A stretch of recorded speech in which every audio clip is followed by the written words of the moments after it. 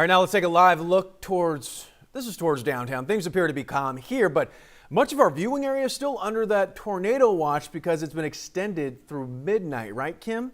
Yeah, Xavier, you can see how soupy it is out there. Still plenty of moisture, plenty of warmth. That's all the fuel source that these storms have been feeding off of.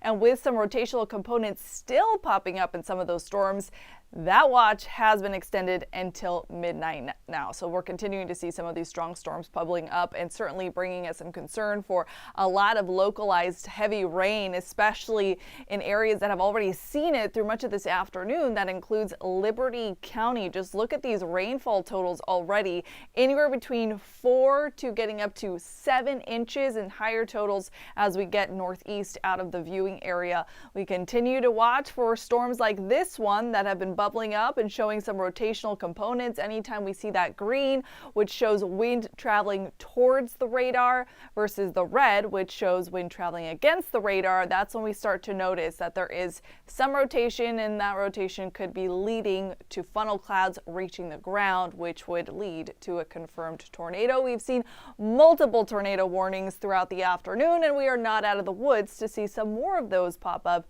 as we head into these late evening hours. In fact, the Storm Prediction Center has upgraded from a marginal to a slight risk for seeing that activity. That includes Liberty, part of San Jacinto, and Polk counties, and especially headed towards northeast, away from the viewing area again, but still in southeast Texas.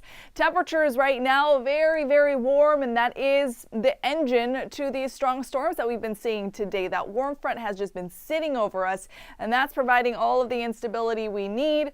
With the shear, we were seeing the rotational components still. 76 degrees right now in Sugar Land, 74 at Bush, 75 at Hobby. What is going to bring us some relief? A cold front. It's arriving overnight into early tomorrow, and that's finally going to squeeze out the last of this moisture. But until then, even until 2 o'clock in the morning, we'll see some of these strong cells bubbling up, especially from Conroe getting up into Livingston. Now, let's fast forward through time. You'll notice very quickly they'll start to fizzle, and they certainly continue to favor our northeastern viewing area. And that's not really good news there because they're already under that flood advisory with flash flood warnings headed further north.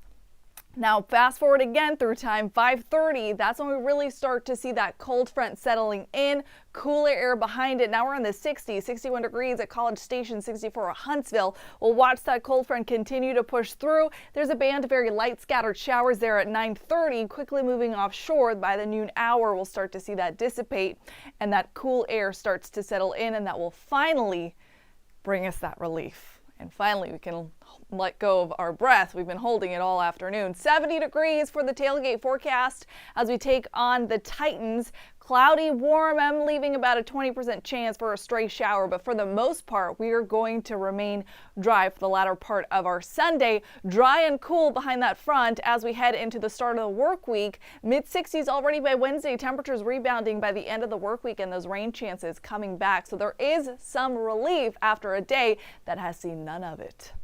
All right, Kim Castro. Oh, what a relief it is.